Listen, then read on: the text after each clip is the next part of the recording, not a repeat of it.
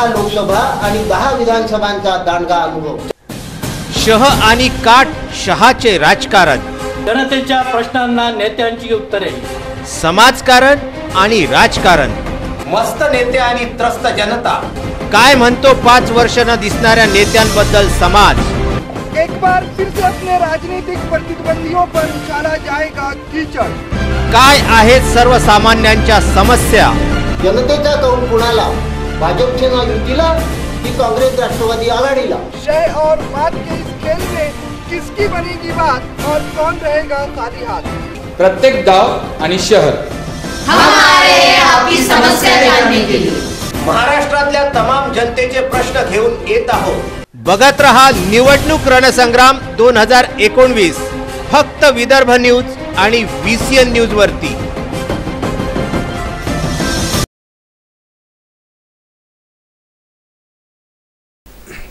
नमस्कार, VCN news आणि Vidarbha news निवडणूक रणसंग्राम 2019च्या या कार्यक्रमामध्ये आपलं स्वागत आहे। आपल्या अमरावती लोकसभा मतदारसंघामध्ये 24 उमेदवारांनी आपले अर्ज सादर केलेले आहेत आणि 24 उमेदवार हे निवडणूक रिंगणामध्ये उतरलेले आहेत।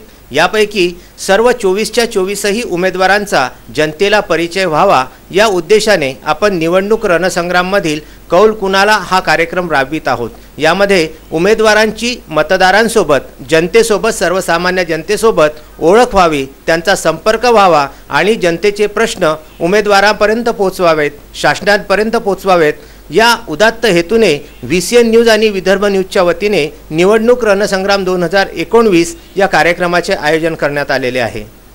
आज आपल्यासोबत या 24 उमेदवारांपैकी एक अपक्ष उमेदवार राजू सोनोने हे आहेत। VCN न्यूजच्या या स्टुडिओमध्ये राजू सोनोनेंचं आपण स्वागत करूया आणि सर्वप्रथम त्यांना हा प्रश्न विचारूया की सोनोने साहेब, आपण कुठे राहता, आपला परिचय मतदारांना थोडक्यात द्यावा। माझं नाव राजू महादेवराव सोनोने, मुक्काम पोस्ट बेलोरा, तालुका चांदूर बाजार, जिल्हा अमरावती। आणि आपलं शिक्षण किती झालेलं आहे? माझं शिक्षण BA फायनल झालेलं आहे। आणि बेलोरा या गावचे आपण रहिवासी आहे? मी बेलोरा गाव ह्या गावचा रहिवासी आहे। आणि सामाजिक कार्यामध्ये केव्हापासून समजा कार्य करता? मी जसं कॉलेज लाईफमध्ये गेलो तेव्हापासूनच अभा अनिस यांच्यामध्ये सामाजिक कार्यकर्ता म्हणून जुळलो आणि तेव्हापासून मला सामाजिक कार्याची ओढ लागली। अखिल भारतीय अंधश्रद्धा निर्मूलन समितीचे राजू सोनोने हे कार्यकर्ते आहेत आणि गेल्या 15 वर्षापासून ते सामाजिक बांधिलकी जपून आहेत, सामाजिक कार्य ते करत आहेत। आता आपण त्यांना विचारूया सर्वप्रथम प्रश्न की आपणाला लोकसभा निवडणूक आपण लढवावी ही संकल्पना का आणि कशामुळे सुचली आणि डायरेक्ट आपण प्रथमतःच लोकसभेमध्ये कसे काय उतरलात? सर, माझी लोकसभा निवडणूक ही तिसरी आहे। पहिली निवडणूक मी 2009ला लढलो, त्यानंतर 2014ला लढलो। मला असं वाटलं की मी ज्याच्यासोबत राहिलो त्यांनी माझा वापरच करायचा प्रयत्न केला आणि खऱ्या प्रश्नावर बोलत असताना हे लोक जेव्हा दिसले नाही, मन केले गोई मानिले नाही बहुमता ह्या तुकाराम महाराजांचा दाखला घेऊन आपण जनतेसमोर जायचं आणि सत्य बोलायचं, सत्य सांगायचं, म्हणून मला निवडणूक लढवावी अशी वाटली। राजू सोनोने हे लोकसभेसाठी तिसऱ्यांदा या निवडणूक रिंगणामध्ये उतरलेले आहेत। 2009 मध्ये त्यांनी लोकसभा निवडणूक लढविली होती, त्यावेळी त्यांना 3200 मते ही लोकसभेमध्ये पडली होती। त्यानंतर 2014च्या निवडणुकीमध्ये त्यांनी सुमारे 10,500 मतांचा टप्पा गाठला होता आणि आता 2019च्या या लोकसभा निवडणुकींना ते सामोरे जात आहेत। मला सर्वप्रथम राजू सोनोने यांना एक प्रश्न विचारायचा आहे की तुम्हाला 2009चं निवडणूक, 2014ची निवडणूक आणि 2019ची निवडणूक या तिन्हींमध्ये काय समानता आणि काय तफावत दिसते? तफावत भरपूर आहे आणि लोकांचा कल हा आगळा वेगळा राहतो आणि ज्यांच्या गाड्या घोड्या जास्त असतील त्यांच्या मागे लोक धावण्याचा प्रयत्न करतात आणि खरी त्यांना सांगितले समजते पण एका बाजूला उमजत नाही, अशा पद्धतीचा भास होतो जनतेमध्ये। ही अशी तफावत वाटते आणि जेव्हा लोकांच्या धुमाकूळ घालणं सुरू होते तर जनतेमध्ये अनेक प्रकारचे जे प्रकार चालतात व्यसनाधीनतेचे, त्यामुळे लोक आगळेवेगळे दिसतात, मनाला कसं तरी वाटते. आणि तेव्हा गाडगे महाराजांची आठवण होतो का ह्या निवडणुका नुसतंच जनतेचा दिशाभूल करण्यासाठी येतात आणि गोड गोड बोलून जनतेकडून निवडून जातात आणि 5 वर्षे ते नेते मग त्यांना तोंडही दाखवत नाही आणि तेच लोक मग त्यांच्या विरोधात बोलायला सुरुवात करतात.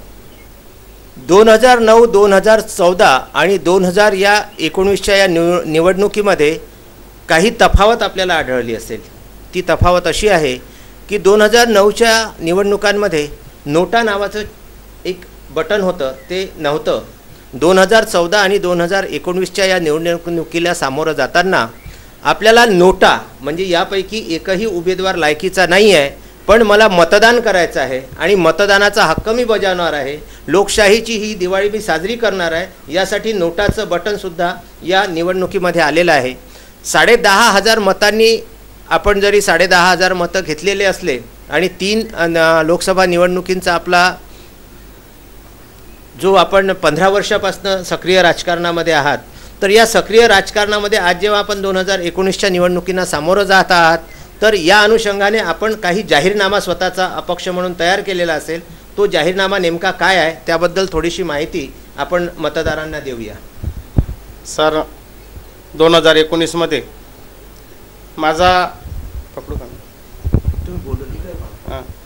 तर सरकारने माझा मुख्य हेतू हा आहे का ओबीसीची या देशामध्ये जातीय जनगणना झाली पाहिजे.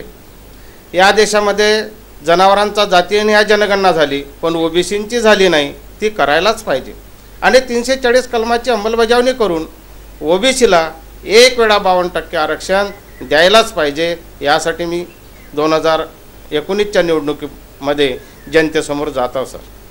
आणखी तुम्हाला या मतदारसंघामध्ये मुख्यत्वे करून कुठले समस्या, कुठले प्रॉब्लेम्स, गेल्या 15 वर्षांपासून खासदारांनी कुठली कामं केली नाही अशी काही कामं आणि कुठले प्रॉब्लेम्स तुम्हाला या मतदारसंघामध्ये जाणवतात? नोकरी, धंदा, व्यापार, एक रोजगार, एक परिवार. प्रत्येक घरात एक नोकरी असायला पाहिजे. आजही खूप बेरोजगारी आहे, त्यांच्याकडे सरकारचं लक्ष नाही आणि ज्यांच्याकडे डिग्री आहे असे भरपूर विद्यार्थी पडून आहे. ही एक सर्वात महत्त्वाची समस्या आहे. आणि कोणत्याही रोडनं फिरत असताना आजचं सरकार, आजचे नेते कोणत्याही रोडनं गेलो तर साधे 2 व्हीलर चालवता येत नाही अशी दयनीय व्यवस्था खेड्यापाड्यातल्या तालुक्यातल्या रोडची आहे. ही महत्त्वाची वाटते सर. आपण जसं सांगितलं की बेरोजगारी खूप मोठी समस्या आहे. काय वाटतं आपल्याला, किती टक्के बेरोजगारी आपल्या मतदारसंघामध्ये आहे? त्याचा आपण काही अभ्यास केलेला आहात का? सर, आता ज्याप्रमाणे आम्ही सभा घेतो किंवा प्रबोधन करतो त्या माध्यमातून जे सुशिक्षित वर्गातले पोरं मिळतात, तरी सुशिक्षित वर्गापैकी 20% चांगले सुशिक्षित पोरं हे खाली आहेत. त्यांना नोकऱ्या नाहीत, त्यांना व्यवसाय नाहीत. आणि सरकारकडे जेव्हा पैसे लोन घ्यायला जातो हा विद्यार्थी सुशिक्षित बेरोजगार, सरकार सांगतो का तिजोरीत पैसा नाही, त्यामुळे तो हतबल होतो आणि त्या ठिकाणी थांबतो. त्यावर आम्ही सभा घेतल्यावर हेही सांगतो का सरकारकडे एका आमदाराला 1.5 लाखापर्यंत पगार आहे, त्यांचा महागाई भत्ते, TABA हे सरकारला करता येतो, तर सुशिक्षित बेरोजगारांसाठी का नाही? आणि सुशिक्षित बेरोजगार हा बँकेकडे जातो, त्यांना तिथूनही डावलून देण्यात येते. आणि जे जमानतदार पाहिजे, मग कर्मचारी पाहिजे किंवा सदन कास्तकार पाहिजे, कर्मचारी माणूस हा सुशिक्षित बेरोजगार माणसाची, तरुणाची जमानतच घेत नाही, त्यामुळे त्यांना लोन भेटत नाही, तो बिझनेसमध्ये यशस्वी होऊ शकत नाही, इकडे नोकऱ्यांमध्ये त्यांना प्रवेश मिळत नाही. तुम्ही बेलोरा म्हणजे ग्रामीण भागातून आहात. जी सर. ग्रामीण भागातल्या आणखी अशा कुठल्या समस्या आहेत? जसं आता तुम्ही मला सांगितलं की बेरोजगारी, पण बेरोजगारीची ही समस्या मुख्यत्वे करून खरोखर ग्रामीण भागामध्ये आहे का? आता बेरोजगारी म्हणजे नेमकं काय? एखाद्या व्यक्तीने जर समजा नोकरी म्हणजे चांगली डिग्री घेतलेली आहे आणि तो खरोखरच रिकामा फिरत आहे, तर त्याला आपण एखाद वेळी सुशिक्षित बेरोजगार असं संबोधू शकतो. परंतु आज आपण अमरावतीसारख्या ठिकाणी म्हणा किंवा तहसीलच्या कुठल्याही ठिकाणी जर गेलात तर काम करणाऱ्या हातांची कमतरता मुख्यत्वे करून आपल्याला जाणवते. सुशिक्षित बेरोजगारीचं प्रमाण जे प्रत्येक उमेदवार हा सांगून राहिलेला आहे ते तशा प्रकारचं नसून कामाचा आळस त्या तरुणाच्या मनामध्ये निर्माण झालेला असावा असं एक जनचर्चा उमटते आहे की ज्या व्यक्तीला तुम्ही सुशिक्षित बेरोजगार म्हणता त्याच्याकडे जर खाण्यासाठी पैसे नसले तर तो 20 रुपयाची सिगरेट कसा ओढू शकतो, तो 10 रुपयाचा खऱ्याची पुडी मावा कसा काय खाऊ शकतो, जर त्याचा 50 रुपये 70 रुपये एका दिवसाचा खर्च होत असेल तर तो सुशिक्षित बेरोजगार आपल्याला कसा म्हणता येईल? सर, स्वतः मी व्यसनमुक्त असल्यामुळे आणि खर्रा पुडी कुठलीही खात नसल्यामुळे मी गाडगे महाराजांना ज्या दिवशी ऐकलं, याच अमरावती जिल्ह्यातले ॲडव्होकेट गणेशभाऊ हलकारे यांचं मी माझ्या जीवनात 11वीमध्ये एक प्रबोधन ऐकलं आणि संपूर्ण क्लाटणी घेतली. अजूनही मी खर्रा कसा असते याची चव माहीत नाही. त्यामुळे मला कितीक लोक खरे खातात, काही दिसतात खाताना, खात नाही अशातला भाग नाही. पण ज्यांच्याकडे पैसाच नाही तो नाही खात ना. तो रोजचे 20 रुपये जर खर्चासाठी खर्च करेल तर 600 रुपये महिना झाला. आणि त्यांच्याकडे जर पैसा असला आणि खर्रा खाल्ला त्याला 2-3 ड्रेस राहील ना सर. आजही शहरातली खेड्यातली कंडिशन बेकार आहे. तो दिसायला दिसतो पण नाही हो, त्यांची खूप कंडिशन बेकार आहे. 2 एकर 4 एकर वावर असते, पाणी येत नाही, एखाद्या पाण्यानं जाते, एखाद्या वादळ येते त्यानं चाललं जाते. एकूण तेकून कसं तरी लागलेला पैसा शेतीतला निघत नाही. माझ्याकडे 2 एकर शेती आहे, मला खूप चांगला अनुभव आहे. असं वाटते कधी कधी कोणाचा गळा धरून रडाव काय. तर अशावरून कशावरून म्हणतात बेकारीने. आज माझ्या बेलोर गावामध्ये 100 सुशिक्षित चांगले पोरं आणि साधी पुडीसुद्धा खात नाही. मग आम्ही त्यांच्यासमोर जेव्हा भाषण करतो किंवा बोलतो आमच्या नजरेत तर पडत नाही, पण चुकून खातही असेल कोणी तर त्याला अपवाद असतात. अजूनही आम्ही देशी दारूची चौकशी असते पाहिले नाही. ज्या दिवशी गाडगे महाराज समजले आमचे दोस्त मित्र परिवार ह्याच पद्धतीचा आहे. त्यामुळे नाही खाणार. खेड्यातली समस्या गंभीर आहे. तो बोलत असेल चालत असेल पण नाही तो, असं मला वाटतं. शेतीचा आपण शेतकरी आहात, 2 एकर आपली शेती आहे. शेतीमध्ये सद्यस्थितीमध्ये आपल्या अमरावती लोकसभा मतदारसंघामध्ये जर आपण बघितलं तर शेतीची परिस्थिती ही अतिशय खालावलेली आहे. शेतकरी हा हवालदिल झालेला आहे. एकतर पाण्याची कमतरता, सततची नापिकी यामुळे सुद्धा शेतकरी हवालदिल झालेला आहे आणि शेतकरी खरोखरच त्रस्त आहे, याबद्दल कोणाचंही दुमत नसावं. ज्यावेळी आपण तरुणाईकडे पाहतो आहे, आजचा तरुण, ज्या देशाचा तरुण हा जागृत असतो, ज्या देशाचा तरुण हा सुशिक्षित असतो, ज्या देशाचा तरुण हा बलाढ्य असतो, तोच देश हा बलाढ्य देश म्हणून गणला जातो. आज जर आपण तरुणाईकडे लक्ष दिलं नाही तर मी आज अनेक उमेदवारांचे इंटरव्ह्यू घेत आहे, अनेक उमेदवारांना प्रत्यक्ष भेटत आहे, पण कुणीही त्यांच्यासाठी अशी खास कलमी योजना कुणाकडेही नाही, कुणीही नाही. अशांसाठी आपण काय करणार आहात? अशा आपण लोकसभेला सामोरं जाताना ज्यावेळेस आपल्या गावाचा जर विचार केला, 100 तरुणांचा जर एक ग्रुप आपल्याकडे आहे जे सुशिक्षित आहेत, बेरोजगार आहेत, निर्व्यसनी आहेत, तर त्यांच्यासाठी आपण काय कराल? आपल्याजवळ काय योजना आहे? या जगात काहीच अशक्य नाही सर. घटनेतील 41, 42, 43 कलमानुसार सरकारने त्यांच्या हाताला काम दिलेच पाहिजे. जर सरकार त्यांच्या हाताला काम देण्यात यशस्वी होत नसेल तर त्यांचं जीवनमान जगण्यासाठी, त्यांचं चांगलं चुणचुणीत जीवन जावं यासाठी त्याला तेवढा बेकारी भत्ता द्यायलाच पाहिजे. कारण आज सरकार जर म्हणत असेल आमच्याकडे पैसा नाही, सरकारकडे भरपूर पैसा आहे. त्यांना आम्ही डोक्याच्या केसापासून तर पायाच्या नखापर्यंत जनरल सर्व्हिस टॅक्स देऊन राहिलो. एवढं असूनही एका आमदाराला किती पगार आहे हे सर्वांनाच माहीत आहे. हे पगार असल्यानंतर त्यांना पेन्शनची काही गरज नाही. मी तर म्हणतो मी जर खासदार झालो तर एवढा पगार घेणार नाही, जेवढा पाहिजे माणसाला तेवढाच घेईन. बाकी एक तर सरकारच्या तिजोरीत जमा करेल किंवा माझ्या गावात मी ज्या ज्या परिसरामध्ये फिरतो गरिबातल्या गरीब जे घर असेल त्यांना मी ते दान करेल. आणि यांचे पगार कमी झाले पाहिजे आमदार खासदारांचे आणि ते सुशिक्षित बेरोजगारांवरती खर्च झाले पाहिजे, असंही सर माझं मत आहे. सोनवणे यांचं हे मत आहे की लोकसभेचे खासदार आणि विधानसभेचे आमदार यांना जो पगार मिळतो तो अतिशय जास्त आहे, तो कुठेतरी कमी झाला पाहिजे. शिवाय ते रिटायर्ड झाल्यानंतर माजी जेव्हा होऊन जातात तर माजी आमदारांना, माजी खासदारांना मिळणारी पेन्शनसुद्धा बंद करण्यात यावी, अशी सुद्धा तुमची इच्छा या ठिकाणी 100% यांनी वर्तविलेली आहे. एक प्रश्न मुळात असा आहे की आपला जो अमरावती लोकसभा मतदारसंघ आहे, हा अमरावती लोकसभा मतदारसंघ SC साठी राखीव आहे. Yes sir.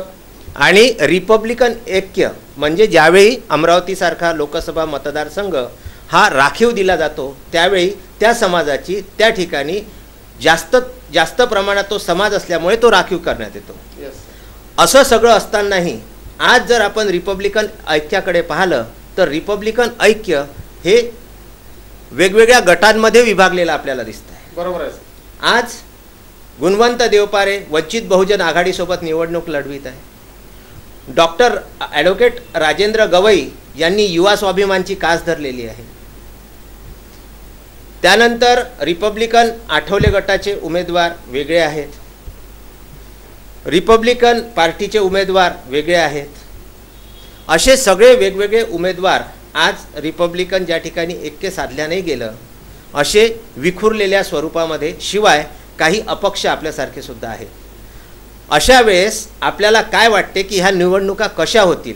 आणि ॲडव्होकेट गवई यांनी जे स्थलांतर स्वतःच्या पक्षातून स्वतःचा पक्ष बंद पडून युवा स्वाभिमानसोबत जो कास धरला, युवा स्वाभिमानचा जो रस्ता धरला, यामध्ये मोठा आर्थिक व्यवहार झाल्याची सुद्धा जनचर्चा आहे. याबद्दल आपण काय सांगाल. आणि गवईंनी इतकं मोठं पाऊल उचलण्यामागचं कारण काय असावं असं आपल्याला वाटतं.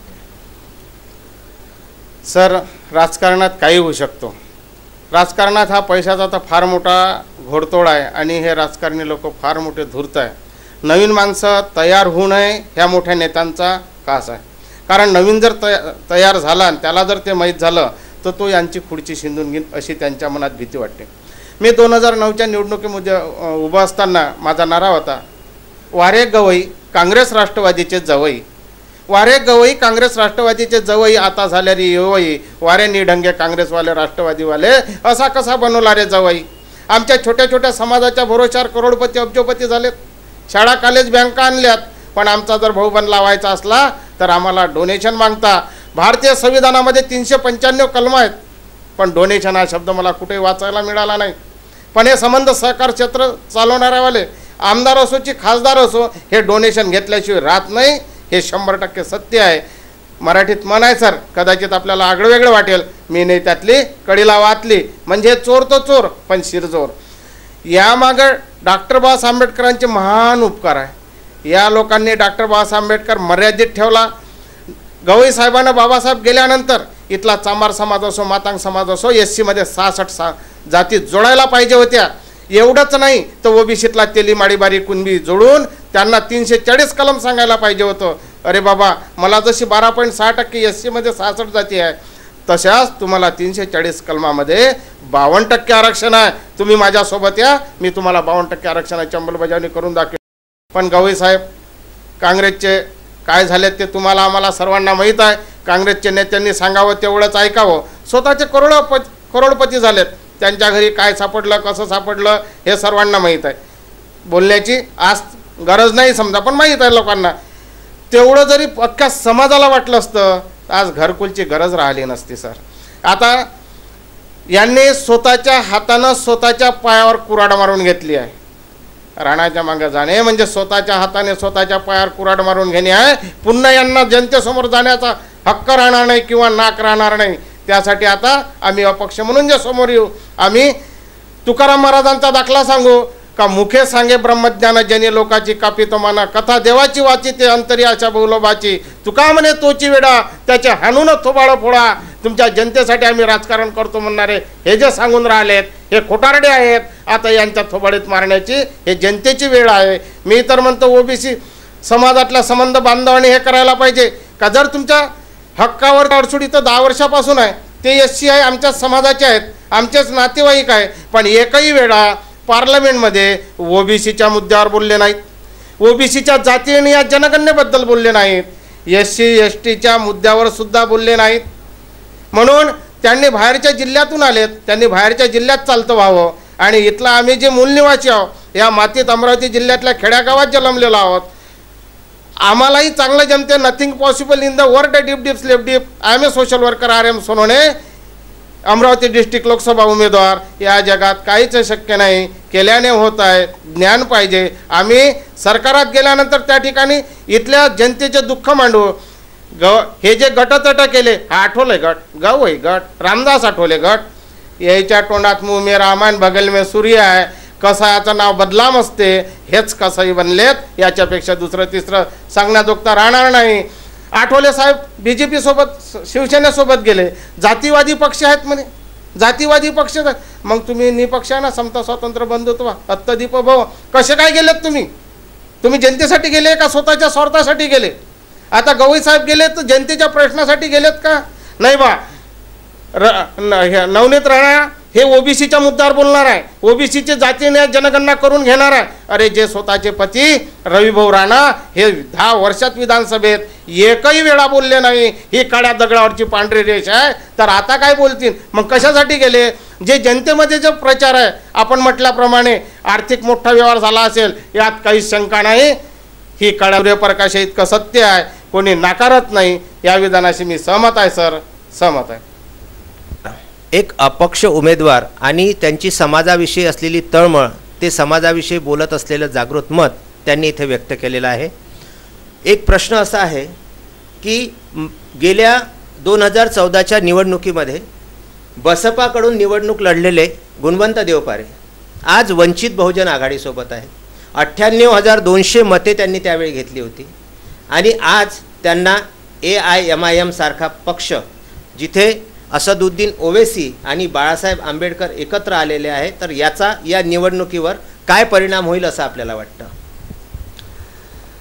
मागच्या निवडणुकीमध्ये देवपारे साहेबांसोबत जेव्हा भेट झाली, मी देवपारे साहेबाला एक प्रश्न विचारला होता. ते पहिले BSPवर उभे राहणार अशी चर्चा झाली. नंतरच्या काळात ते राष्ट्रवादी काँग्रेसच्या दारामध्ये तिकीटसाठी फिरलेत आणि अशात माझी भेट झाल्यानंतर तुम्ही म्हटलं बा BSPवर उभं राहणार होते, आता राष्ट्रवादीच्या मागं फिरून राहिलेत, काय कारण आहे? तर म्हणे BSPला लोक शिक्के मारत नाही. मी म्हटलं मग उत्तर प्रदेशच्या मुख्यमंत्री 4 वेळा त्या तशाच झाल्या का? आणि म्हटलं तुम्ही म्हणता का मला निवडूनच यायचं आहे, फुलं टाकल्यानं निवडून येत. म्हटलं साहेब, आनंदराव अडसूड जे आहे यांचे मतं कमी करण्याची राजकीय नीती तुमच्याकडे काय आहे? तर देवपारे साहेबांनी उत्तर न देता मला निवडून यायचंच आहे. म्हटलं तुम्ही निवडून येत ना सर, मागच्या वेळेस मी पण उभं होतोच, तर मी का निवडून येत नाही? इथं म्हटलं एक जातीचं बीज तर पेरल्याच जाते, पण आनंदराव अडसूड हिंदू SC असल्यामुळे आणि शिवसेनेचा असल्यामुळे, आणि मोदी साहेबांनी सांगितलं होतं अच्छे दिन आएंगे, आम्हालाही कुठंतरी वाटलं होतं अच्छे दिन आएंगे, तर हा माणूस OBCची जातीय जनगणना करणार, OBCला 52% आरक्षण देणार. तर अशा स्थितीमध्ये तुम्ही इथला जनतेचा लाट झाला का आता आनंदराव अडसूडच पाहिजे? तर आणि त्यांनी BSPच्या तिकीटवर मागच्या वेळेस जरी उभे होते, ते तिकीट घेऊन पडले आणि निघून गेले, 5 वर्षात कोणाशी भेटले नाही. आता BSP सोडली, लोकांचा विश्वासच यांच्यावर नाही. आज BSP आता MIM आणि वंचित बहुजन आघाडी यांच्यासोबत गेले, उद्या कुठं जाणार?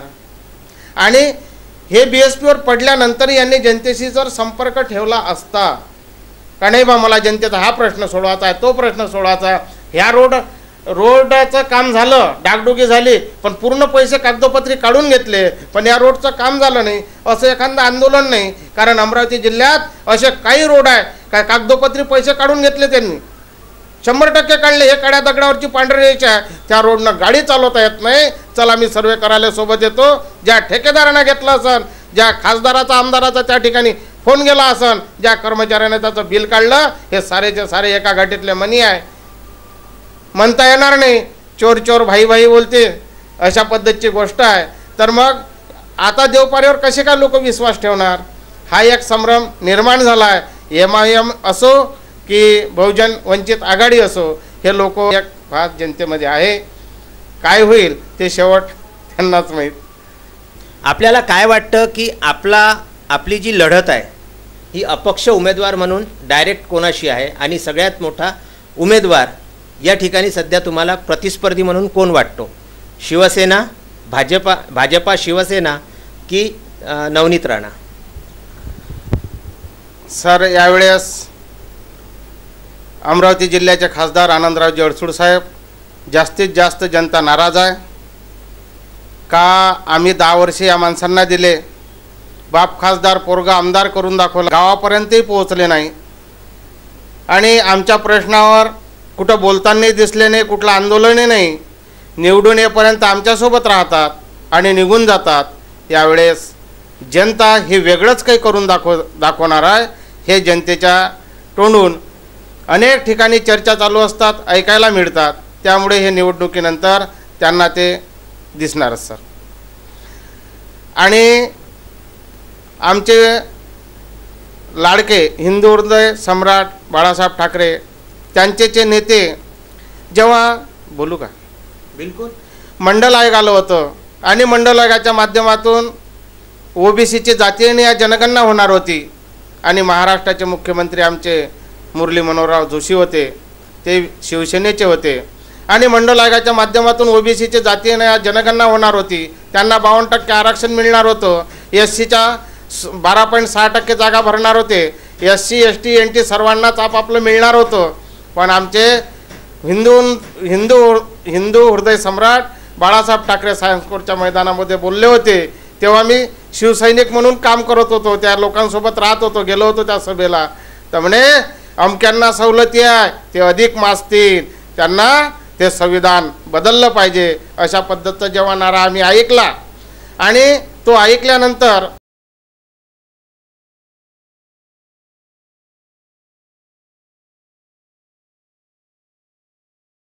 या देशामध्ये जेव्हा मंदिर वही बनाएंगे, मस्जिद वही बनाएंगे, एका बाजूला दुसरा नारा रिपाईचा चालू होता, डॉक्टर बाबासाहेब आंबेडकर नामविस्तार झालाच पाहिजे आणि एका बाजूला काँग्रेस हात शेकत होती. अशाही कंडिशनमध्ये या देशामध्ये ओबीसीला 52% आरक्षण असताना हिंदू हृदय सम्राट बाळासाहेब ठाकरे कुठल्याही सभेत बोलले नाही आणि आमचे आनंदराव अडसूळ आमच्या समाजाचे आमच्या नात्यागोत्याचे आहेत तेही कुठंच बोलले नाही. मग पुन्हा जनता कशी काय देणार? 10 वर्षे दिले ना, भरपूर झालं. आम्ही अमरावती जिल्ह्यातले लोक काही मेलो नाही, जिवंत आहोत. आमची तयारी आहे. आम्हाला असं वाटतं का जनतेसाठी काही केलं पाहिजे, ते झालं पाहिजे. आज 243 खासदार मुंबईमध्ये ओबीसीचे होते. मोदी साहेबांना म्हटलं असतं बाकी सर्व प्रश्न बाजूला ठेवा, आमच्या ओबीसीचा मुद्दा निकालात काढा. संबंध देशाचं लक्ष कोणी काढून राहिलं मराठा आरक्षण म्हणून, कोणी काढून राहिलं धनगर समाजाचं आरक्षण म्हणून. कसं काय घटनेमध्ये बदल होणार आहे? आणि जनतेची दिशाभूल आजचे मुख्यमंत्री देवेंद्रजी फडणवीस यांनी सांगितलं आम्ही मराठ्यांना 16% देऊ. आणि कसं देता येते? देताच येत नाही. कोणत्या आधारावर देता? द्यायचं असन तर तुम्हाला ओबीसीच्या नरडीवरती तलवार ठेवून द्यावं लागेल, नाही तर अन्यथा देता येत नाही. तरीही जनतेची दिशाभूल जर करत असाल हिंदुत्वाच्या नावावर, मंदिराच्या नावावर, जातीच्या नावावर निवडणुका त्या प्रश्नावर झाल्या पाहिजे. त्या बोंबलीच्या डेटाबाजचा प्रश्न आहे. नोकरी धंदा व्यापार, एक रोजगार एक परिवार अशा पद्धतीनं झालं पाहिजे. सरकारकडे भरपूर आहे. या देशाचं संविधान अत्यंत चांगलं आहे. जर चालवायची माझी इच्छा जर चांगलं असेल तर चांगलं निघेल, माझी जर नेतच बेकार असेल तर बेकार निघेल. याच्यासाठी मी चांगलं एक उदाहरण देतो. माझ्या पंजोब्यानं जर माझ्याकडे 2.5 तिपणा जमीन जर करून ठेवली असेल, मी जर तिची मशागत केली, चांगलं उत्पन्न केलं तर चांगलं निघेल. मी जर व्यसनाधीन झालो, अधिक कायच्यात जर लागलो, विकटाक केली तर माझा मुलगा म्हणेल माझ्या पंजोब्यानं चांगलं कमावून ठेवलं होतं, माझा बाप हरामखोर आहे, यानं अब्बधंदे केले म्हणून हे जमीन गेली, असंच बोलल्या जाईल. संविधान चांगलं आहे, राबवणाऱ्यांची नेत चांगली पाहिजे, सर्वांना समान मिळते, कुठेही देशात भांडणं होणार नाही. सर्व भारत माझा देश आहे, सारे भारतीय माझे बांधव आहे असं निघेल. म्हणून आजच्या खासदार साहेबांवरती भरपूर जनता नाराज आहे, हेच्या प्रसंगी मी सांगू शकतो. जाता जाता एक सगळ्यात महत्त्वाचा प्रश्न आपण हा प्रत्येक उमेदवाराला विचारत असतो आणि तो प्रश्न असा आहे की अमरावती जिल्ह्यातल्या मतदारांनी, अमरावती लोकसभेच्या मतदारांनी तुम्हाला का निवडून द्यावं? विचार परिवर्तन हे काळाची गरज आहे. नवीन माणसाला संधी देणं ही आजची गरज आहे. एकच एक येतो म्हणून तो कायद्याचं उल्लंघन करतो, घराणेशाही करतो, बाप खासदार होतो, पोरगा आमदार होतो, नवरा आमदार, पत्नी खासदार केला. ही कुठली लोकशाही आहे? या लोकशाहीच्या प्रत्येक माणसाला, या लोकशाहीचे फळं प्रत्येक माणसाला चोखायला मिळायला पाहिजे. म्हणून अमरावती जिल्ह्यातील मतदार बंधू आणि भगिनींनो, ज्यांनी ज्यांनी सत्ता उपभोगली असेल, कोणाच्या नवऱ्यानं उपभोगली, कोणाच्या बापानं उपभोगली, त्यांना नाकारून नवीन माणसाला संधी द्या. विचार परिवर्तन झाला की तुमचे प्रश्न निश्चित सुटतील. मी जर निवडून आलो तर मला वाटेल लाज वाटेल, मला थोडी शरम वाटेल का 1-2 एकरवाला एक गरीब घरचा पोरगा आपल्याला ह्या मायबापांनी निवडून दिलं, यांचे प्रश्न सोडवणं माझं काम राहील. त्यांच्यासाठी रस्त्यावर येणं, त्यांचा प्रश्न सत्याशी जाणून घेणं आणि सरकार दरबारी मांडणं ते माझी जबाबदारी राहील. त्याच्यासाठी म्हणतात एक इंग्लिशमधले म्हण आहे, nothing possible in the world deep deep sleep deep. I am a social worker, R M Sonone, Amravati district Lok Sabha उमेदवार. मला जर अमरावती जिल्ह्यातल्या जनतेनं खरं निवडून दिलं सर, तर मी ओबीसीच्या प्रश्नासाठी, ओबीसीच्या जातीय आणि जनगणनेसाठी, नोकरी धंदा व्यापार, एक रोजगार एक परिवार, वयोवृद्ध स्त्री पुरुषांना 5,000 दिला पाहिजे. तुम्ही मानत त्यांना 5,000 जरी महिन्याचे दिले त्यांच्यावर उपकार करत नाही, कारण इथला शेतकरी राबतो. वरून पाणी येते, खालून काटा रुतते, ऊन तापते, एवढ्याही कठीण परिस्थितीत त्याचा डुकरासोबत संपर्क होते. आता शेतकऱ्यांना वीज फक्त म्हणते रात्रीला 2 तास, दिवसा 2 तास. रात्रीला डुकरं वावरात असते, वाघ असते, जंगली कुत्रे असते, त्याला मराठी भीती नाही. बिचाराले लट हाती घेतला का शावासारखा जातो, बॅटरी घेतो आणि जे आयतं खाऊ पोशिंदे आहेत हे मजा मारतात. कोणा भांडवलदाराची वीज बंद राहते का, त्याला रात्रंदिवस 24 तास वीज मिळतो. आणि आता शेतकऱ्यांना म्हणते वीज नाही, सौर ऊर्जावरती करा. सौर ऊर्जावरती कसं काय होणार आहे, होऊच शकत नाही. त्यांच्या प्रश्नासाठी सर मी रस्त्यावरती उतरेल, सरकार दरबारी मांडेल, मला निवडून द्या, मी निश्चित करेल. म्हणून अमरावती जिल्ह्यातील मतदार बंधूंना भगिनींना मी कडकडीची विनंती करतो की ज्यांनी कोणी सत्ता उपभोगली असेल यांना पुन्हा मुळीच संधी देऊ नका. या लोकशाहीचे फळं प्रत्येक माणसाला चोकायला मिळाले पाहिजे, म्हणून मला निवडून द्या. एवढीच मी इच्छा तुमच्याकडे नम्र विनंती करतो. जय भारतीय, जय मानवतेचा संदेश तुमच्या समोर देतो आणि माझे 2 शब्द थांबवतो. येत्या 18 एप्रिल रोजी होऊ घातलेल्या लोकसभा निवडणुकीमध्ये राजू सोनोने यांचं भाग्य या EVM मशीनमध्ये बंद होणार आहे. येणाऱ्या या निवडणुकीसाठी आपण त्यांना शुभेच्छा देऊया आणि या निवडणुकीच्या धामधुमीमध्ये त्यांनी VCN न्यूजला जो त्यांचा अमूल्य वेळ दिला त्याबद्दल त्यांचे आभार मानूया. आणि निवडणूक रणसंग्राम हा कार्यक्रम VCN news GTPL setup box channel number 72, UCN setup box channel number 81 वरती दररोजच्या बातम्यानंतर दिवसभर बघायला विसरू नका. निवडणूक रणसंग्राम 2019. नमस्कार.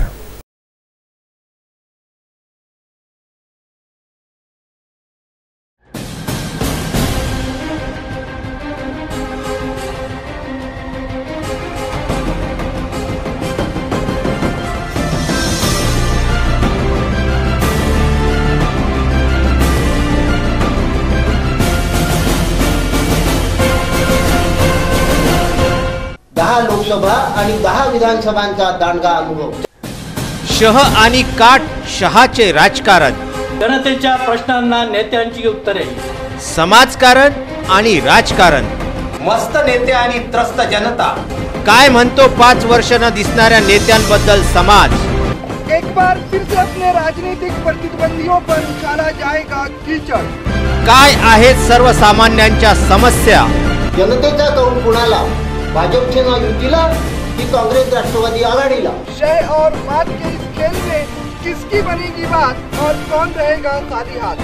प्रत्येक गाव आणि शहर हम आए हैं आपकी समस्या जानने के लिए. महाराष्ट्रातल्या तमाम जनतेचे प्रश्न घेऊन येत आहोत. बघत रहा निवडणूक रणसंग्राम 2019 फक्त विदर्भ न्यूज आणि VCN न्यूज वरती.